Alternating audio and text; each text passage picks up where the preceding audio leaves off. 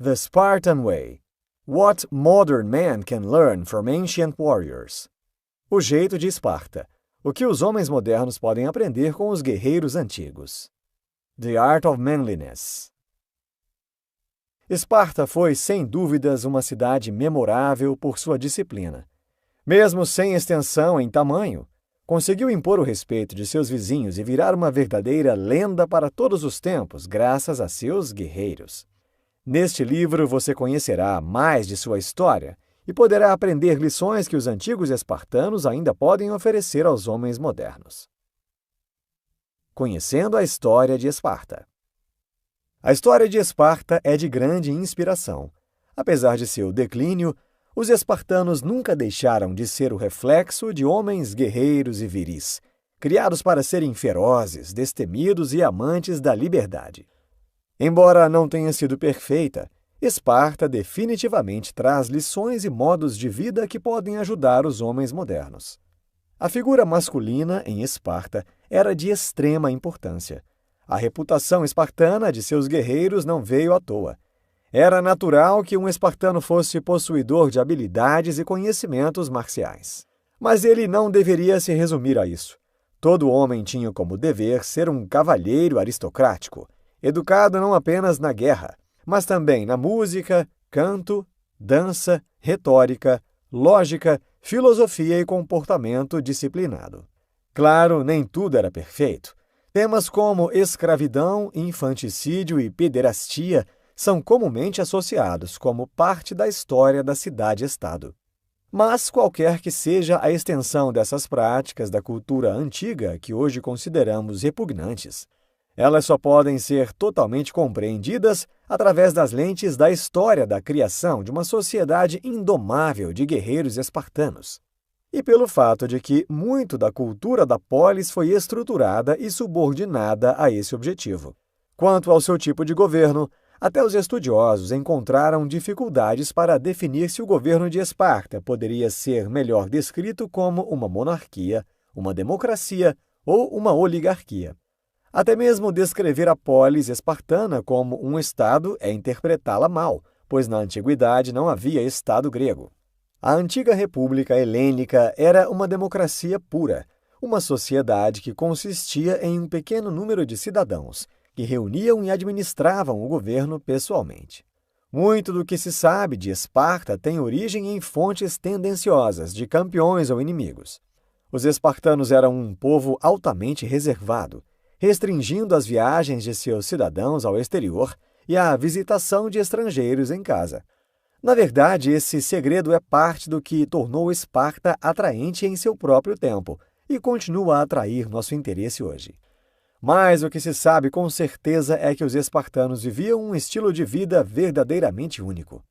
Não à toa, mesmo séculos depois de sua queda, ainda somos capazes de retirar de sua história valores e lições positivas que transmitem ideias sobre como melhor viver nossas vidas no mundo atual. A jornada da masculinidade espartana. Você diria que sempre foi um homem? Ou foi em algum momento da sua vida que você percebeu que havia se tornado um? Em Esparta, tornar-se homem fazia parte de um ritual de passagem, o agoge.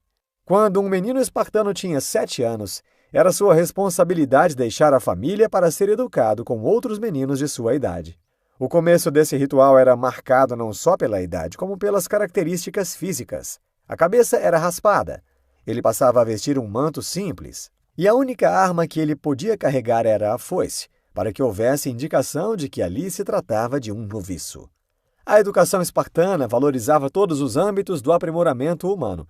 Isso significa que desde cedo esses novos aprendizes eram instruídos tanto em educação física, como também leitura, escrita, dança, canto, lógica, retórica e filosofia.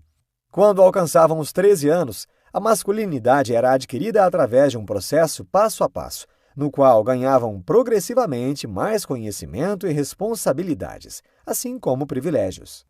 Esse ritual da masculinidade era composto por 3 estágios. No primeiro, o garoto que iria se tornar homem precisava se afastar da sua vida antiga, preparando-se para criar uma nova identidade. Em seguida, precisava existir no espaço entre não ser mais parte da sua antiga vida, mas também não estar completamente imerso na próxima, o que significa que boa parte de seu tempo era dedicada aos estudos necessários para se aprimorar. Por fim, uma vez que passava por todos os testes e se provava digno, ele seria reintroduzido à comunidade, desta vez como um homoioi, um igual. Ao se tornar adolescente, o cabelo, já crescido, mais curto, era símbolo de amadurecimento. Mas os estudos e preparações não paravam. Os adolescentes faziam partes de turmas que eram definidas por idades e tinham professores, um líder com sua mesma idade e um homem que havia sido recém-graduado pelo mesmo ritual, que deveria ter por volta de 20 anos de idade. Para alcançar a graduação, eram feitos testes e competições que mediam sua força, coragem, aptidões, resistência e refinamento. Porque não só as artes marciais e a força física eram consideradas importantes, como também as boas maneiras. Era muito comum que, em sua fase de amadurecimento, um rapaz espartano fosse questionado em jantares sobre sua filosofia da forma espartana de vida pelos outros homens da comunidade. Todos os membros veteranos valorizavam o processo de crescimento da puberdade para a juventude e, finalmente, para a masculinidade, o que gerava grande relação de respeito. Perto de finalizar a sua graduação no Agoge, por volta de 20 anos, o rapaz deveria passar por uma experiência chamada cripteia, isolar-se completamente da polis por 1 ano, sem ter contato com nenhum espartano, sem servos, armas ou mesmo sapatos. Esse teste não só avaliaria os aspectos que haviam sido previamente treinados, como também a capacidade de lidar com a solidão. Uma vez graduado, o homem espartano agora era um soldado, até seus 30 anos, onde alcançaria lugares de reserva, devendo se casar e constituir uma família. Então ele seria completamente um cidadão da cidade-estado, ganhando lugar entre os homens da comunidade, agora transformado em um ser de habilidade, conhecimento e confiança. Todo homem precisa do apoio de seus iguais. Quando um homem virava soldado espartano, ele era reconhecido como hoplita. Esse nome provém do escudo que devia carregar em seu braço esquerdo, feito de madeira, com aproximadamente 7 quilos e 1 metro de diâmetro. Como se ainda não bastasse, cada soldado também era equipado com uma lança de mais de 2 metros. É de se imaginar que talvez essa pesada armadura com escudo e lança pesadas fossem mais atrapalhar que ajudar um soldado. Talvez, se ele estivesse sozinho. Mas como os espartanos priorizavam o trabalho em grupo, a união de suas vestimentas com a formação de guerra chamada falange foi a receita para torná-los poderosos combatentes. Os exércitos de hoplitas lutavam corpo a corpo em densas colunas, usando a formação da falange, com a ponta das lanças de várias fileiras se projetando para fora da formação, golpeando na altura do peito. Cada soldado precisava do apoio de seu camarada ao lado. Juntos na falange, os escudos dos guerreiros formavam uma verdadeira barreira de homens, extremamente eficaz contra as investidas do inimigo. Os soldados sabiam que para que sua formação funcionasse, não se tratava apenas de força física, era necessária a confiança em seu companheiro de guerra ao lado, bem como lealdade e união a todo o grupo. Se apenas um homem não fosse forte o suficiente, ele poderia colocar em risco todos os outros, e por essa razão havia uma forte motivação entre eles. Afinal, um soldado espartano que desapontasse seu grupo se tornaria alvo de humilhação na comunidade. Dividir o pão com seus iguais era uma forma que os espartanos usavam para demonstrar respeito. Em Esparta, era muito comum que existissem clubes de jantares que funcionavam como as fraternidades atuais. Cada grupo tinha um tipo de personalidade, inclinações filosóficas e políticas ou associações de linhagens familiares. Essas eram as syssitías, uma refeição comum de homens e jovens em grupos sociais. Os graduados pelo Agoge tinham que se aplicar para a syssitia que gostariam de se unir. E todos os membros votavam. Apenas se o voto fosse unânime, o jovem poderia fazer parte do grupo por sua vida inteira. Cada membro contribuía para os jantares com os ingredientes que eram utilizados para preparar as refeições e que deviam ser criadas ou plantadas em suas próprias terras, ou, no caso de animais, que fossem caçados por eles mesmos.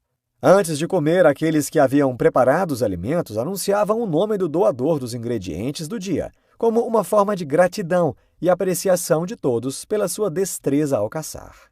As conversas que envolviam o jantar nem sempre eram sérias, sendo os espartanos uma das únicas cidades-estado a ter um templo reservado para o deus da risada.